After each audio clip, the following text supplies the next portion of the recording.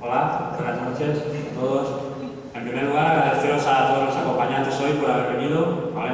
Es un viernes, la verdad es que me gustaría estar por otro sitio, pero bueno. Cuando vine a Ascodi, vine hace 3 años, ¿vale? Yo vivía en Granada, me vine a estudiar y me vine con las expectativas de que en esta universidad me prepararían para afrontar retos profesionales de un nivel considerable. No fue así, ¿vale? Fue mucho mejor. No simplemente estoy preparado, lo puedo decir, y hoy estoy realizando mi propio reto profesional y muy contento con ello, sino que además, para la universidad, me presento a unos compañeros magníficos, me presenta a 4 de mis mejores amigos que hoy tengo aquí y de los cuales estoy agradecido a la vida y a la universidad. Y por si fuera poco, me presenta a mi pareja, una mujer estupenda, que agradezco que esté aquí. Así que no puedo pedir nada más, me ha salido barato.